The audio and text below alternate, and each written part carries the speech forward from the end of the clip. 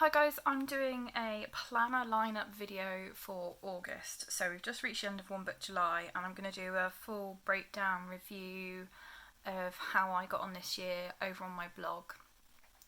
Probably once we actually hit the very end of July. I have changed a small section of my planning from July to August. So I have two planners. It's technically three, maybe four, but it's two books, so I'm sticking with two planners in my head. I have a passion planner and I have a happy notes underneath, which I will go through and show you how I've set up. I'll start with a share of my passion planner.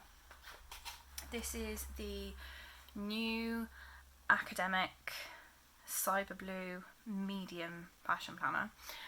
That was actually gifted to me by the wonderful Katie Teach.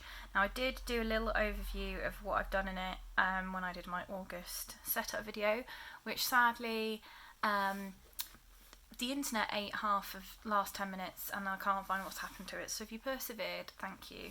I will just say quickly again, this colouring page is just covering up the fact that I didn't like the way I'd written my name. This is going to become some kind of vision board, values board type page, I think. I have done the fresh start section for the first time, and this is my 7th passion planner because I tend to use them for about 6 to 8 months. Then I've done my passion plan but not my roadmap because I know what I want to focus on immediately, but this at the moment is it's too much for me to think about given everything that's happened recently. Calendar pages, I've just done the bank holidays for the next academic year. Sorry, I keep doing this off camera. I need to have a tweak with my setup, I think. Yeah, just for the academic year, just so we know when they are, and because one of them has moved already to mark VE Day, I think it was. Then we've got the August calendar. So the big change here is that I'm not using it for my gratitude setup. That's going into my happy notes. This is being used as an overview of the month, so I can just look at everything in one go. I've got the Ellie Beth Science gratitude prompts in here, so I know what they are. The cameras indicate where I'm doing the prompt for the day. It just gives me an overview of what's happening in the month, so I can see where I am really. The boxes that I've kind of drawn around, I've taken inspiration from Natalie at Crafting Out Loud, where she does kind of a little bit of a hazard plan for the months, so where she identifies things that could be challenging, a bit of a hazard basically, and then she plans accordingly, and she does a page in a bullet journal where she writes them down.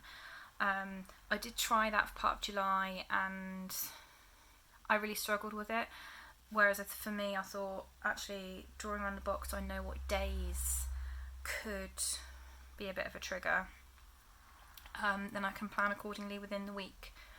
So for example, this day I've got 3 medical appointments, and I'm seeing my best friend who's coming from the States for a few days.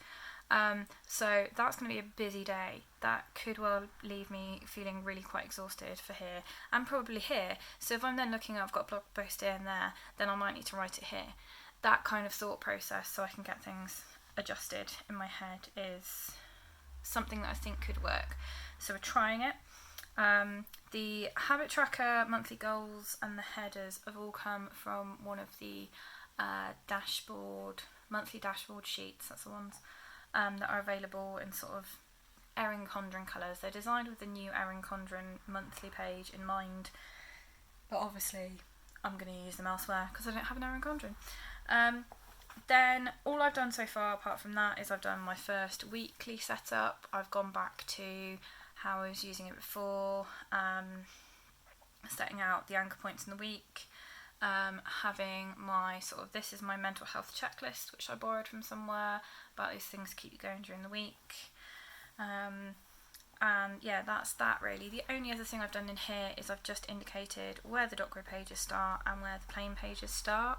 I did try for the all-out back page bullet journal-esque decorative pages. in January, but I haven't really used them, so I didn't see the point in setting up, because actually I think I'm more likely to use them just as general notes pages. So I haven't done anything else with that, but I'm very happy that I now have this back in my lineup again. I was determined to finish July in just one book, otherwise this would have made an appearance. Then we get to my happy notes. Sorry for the glare again. This is one of the back to school ones, I think. The teacher student release. Anyway, they did loads, and I picked up a couple of happy notes, mainly for the dot grid paper.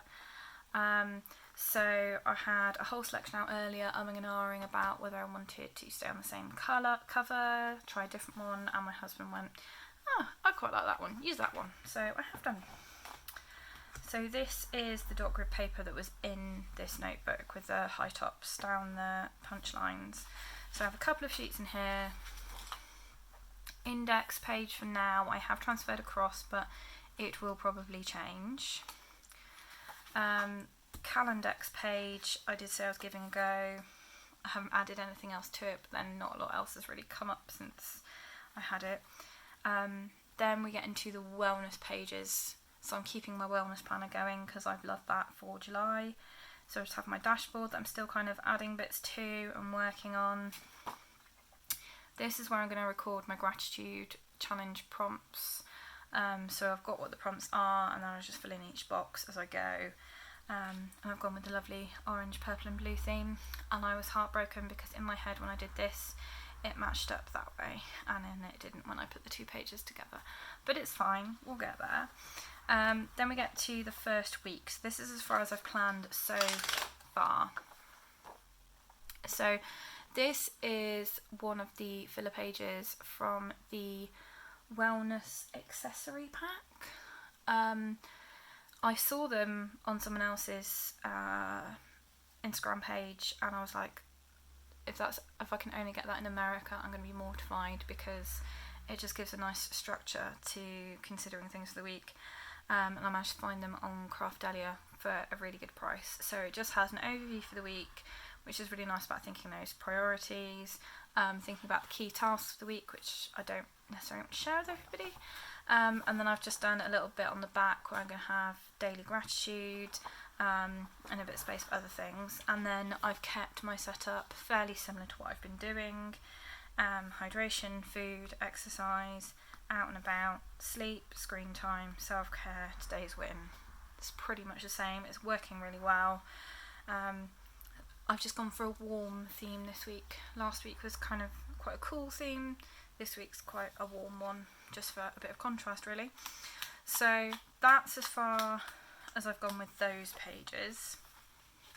I haven't planned any further, and then I've got some more of these pages at the back of the wellness monthly. Then we get into sort of my bullet journal proper. So I've taken this divider from a planner. I couldn't tell you which happy planner it was. I've just stuck dot grid paper on the back, so I have my calendar and my inventory, monthly log, tasks, if you're reading the bullet journal method, but I really liked Romney's take on the inventory. So instead of calling it her task list, it's her inventory, and everything goes on there, and then she kind of divvies it out as well, so I quite liked that.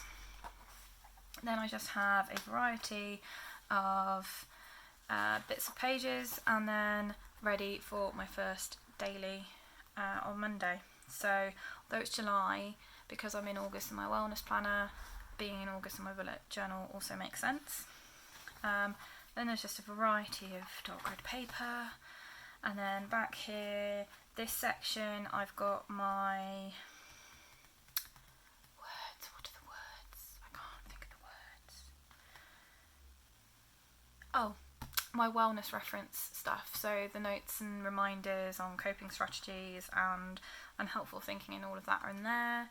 I also have in there the pocket divider that came with the wellness pack. And then I've stuck December, it's September, you lemon. I've stuck September in from the dashboard planner, because then I've just got space to kind of start putting things in as they come up as well. see it a bit more clearly. So this and this are forming my planner lineup at the moment, which seems hardly anything if you know me and have followed me for quite some time. It will probably change, let's face it, it changes all the time, but I feel better about that having watched Miss Vicky B's video about journaling and making notes in whatever notebook you feel like. So I think she's used about 7 different notebooks for One Book July, but it's just what she feels like picking up at the time, and I quite like that as a premise for notebooks and planners. So yeah, that's my current lineup. If there's anything you'd like to see me do in any of these planners, please leave a comment below. If you'd like to share what you're doing in terms of your setup for July, particularly if you're going in towards this sort of new academic year, also leave that comment below. I will leave all my social media links in the description box, along with my affiliate discount code from Beth Designs UK, as I've mentioned her stickers a lot in this video so far. I do also have a Facebook page which automatically updates you with blog posts and videos, and Instagram as well, so do check that out if you haven't already. I'm going to leave it there for now. I think I'll probably be back with a bit of a plan with me at some point, but in the meantime guys, happy planning.